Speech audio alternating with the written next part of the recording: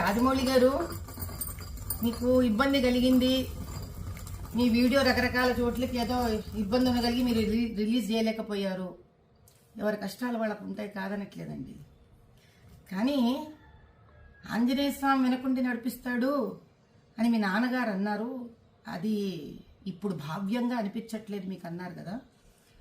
పోనీ బాహుబలి సినిమాలో కోట్లు సంపాదించారు కదండి శివలింగాన్ని ఎత్తిపించి పాపం ప్రభాస్ గారితో. అప్పుడేమన్నా శివుడి మీద ఏమైనా దానకం చదివారా మీరేమన్నా? ఏ శివాలయానికి ఏమన్నా దాన ధర్మాలు చేశారా? ఆ రోజు చేసింది లేదు, ఈ రోజు తిట్టుకోవడం ఎందుకండి ఆంజనేయ స్వామిని చెప్పండి.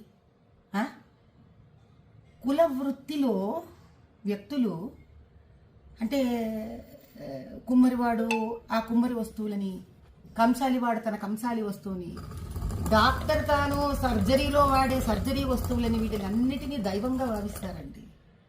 భగవంతుడు డబ్బు సంపాదనకి వాడుకోండి, కాదనట్లేదు.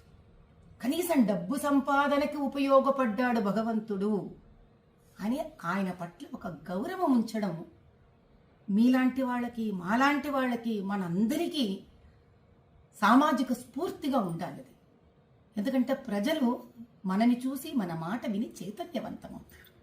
అంత బేలలాగా మీరు ఎవరో ఏదో షాట్లు మీకు కొట్టేశారు కాబట్టి మీకు ఆంజనేయ స్వామి వెనక లేడని మీరు భావించడం, ఆ తర్వాత వెంటనే సమస్య తీరిపోగానే చిన్నపిల్లలాగా వేసేసుకోవడం, ఇంకా నిలకడెక్కడుంది రాజమౌళి గారు మీ అంత పెద్ద మనిషికి కూడా?